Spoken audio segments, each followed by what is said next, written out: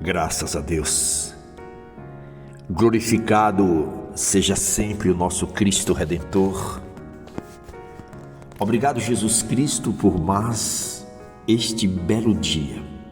Obrigado por esta esposa, por esta mãe, por este pai, por este trabalhador, por esta pessoa que agora reserva esse tempo para estarmos juntos em oração.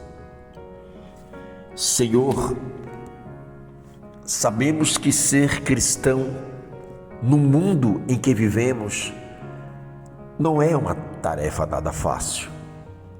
Os desafios do dia a dia, as provas, as lutas, as tribulações tentam a todo momento nos afastar da nossa fé.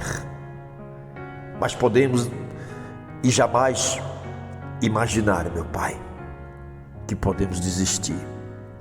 Nunca desistir diante das lutas.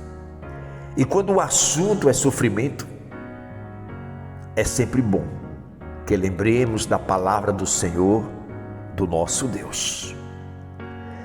É o momento onde nós precisamos entender e compreender que aos meios ao sofrimento precisamos estar lembrando da palavra do Senhor Jesus.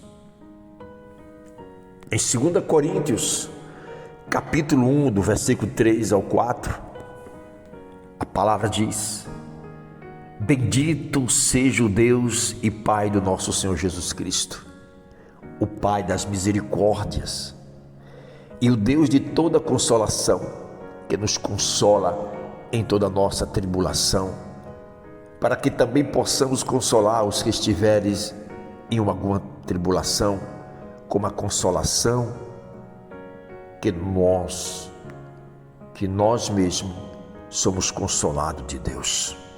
Senhor, basta que nós voltemos nossos olhos para a Tua palavra, para ver o quanto que aqueles cristãos daquela época sofreram, padeceram, muitos pagaram com a sua própria vida, mas mesmo assim o Senhor nunca abandonou.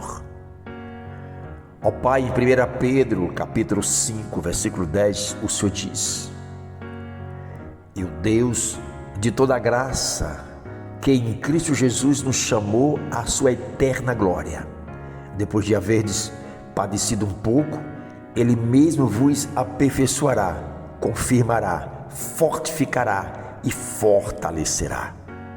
Essas provas, essas lutas que tem passado, o Senhor tem permitido situações para que nós possamos ter a convicção que mesmo nessas lutas, o nosso Cristo está conosco.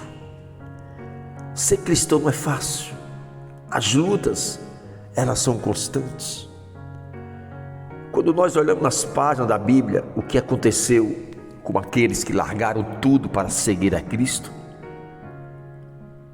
o maior exemplo são os discípulos, do quanto eles também sofreram. Eles foram os verdadeiros seguidores do Evangelho, seguidores de Cristo.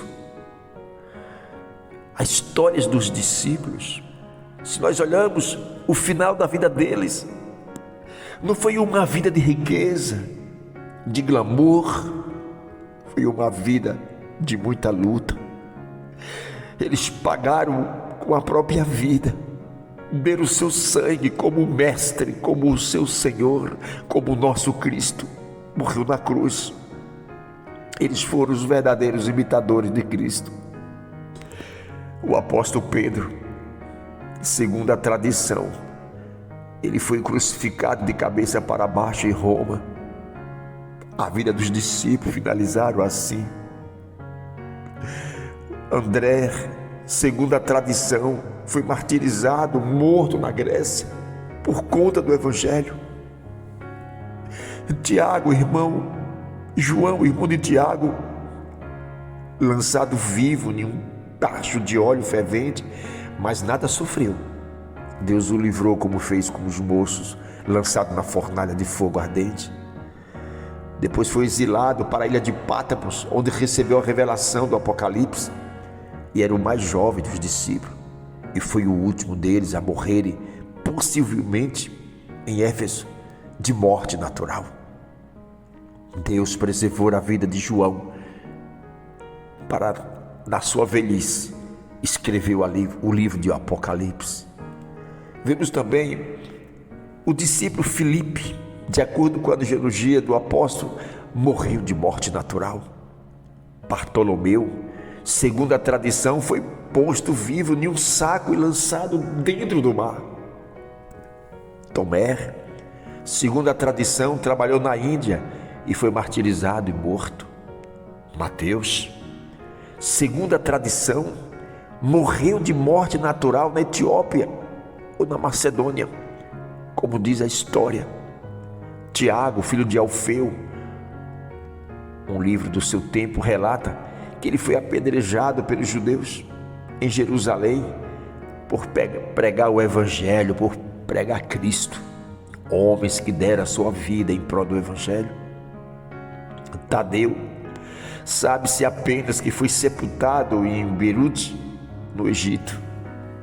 É o que se sabe, que a história conta.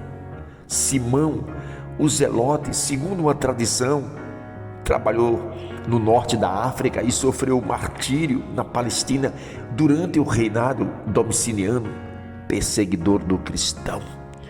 Carrasco Domiciano, que matou centenas e milhares de cristãos.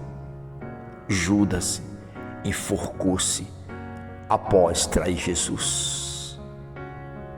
Poderíamos ainda acrescentar a vida de Paulo, que não esteve entre os 12, mas foi chamado para ser apóstolo pessoalmente por Jesus. Foi decapitado próximo de Roma, segundo a tradição. A história da Bíblia, o Evangelho, nunca foi fácil. O nosso maior exemplo foi o nosso Cristo. Ele morreu naquela cruz por nós. O Evangelho, ainda que você esteja passando por lutas, olhe para a cruz. Olha para a cruz de Cristo, a nossa maior vitória na cruz. Sabemos que neste mundo nós estamos cercados de lutas, adversidades, tudo contribuindo para que a nossa fé se esfrie no Senhor. Ainda que tenhamos que pagar um preço, estejamos dispostos a pagar um preço do lado da cruz. Senhor, o Senhor tem visto, Pai, a luta do teu servo, da tua serva. O Senhor tem visto, Pai, quantas lágrimas descem por este rosto. A palavra de Deus é um refrigério para aqueles que o buscam. A palavra de Deus, ela não volta vazia. Senhor, quando nós olhamos para o que Paulo lá em Romanos capítulo 8, 18, onde ele diz: porque para mim tenho por certo que as aflições deste tempo presente não são para comparar com a glória que em nós há de ser revelada. Salmo 34, 19, a palavra fala: muitas são aflições do justo, mas o Senhor o livra de todas. Glória a Deus. Esta é a maior convicção que nós temos, que no meio desse sofrimento, dessas lutas, nós temos um Deus ao nosso lado, que tem nos sustentado com as suas mãos. Seja forte, em nome do Pai, do Filho e do Espírito Santo, em nome de Jesus. Amém.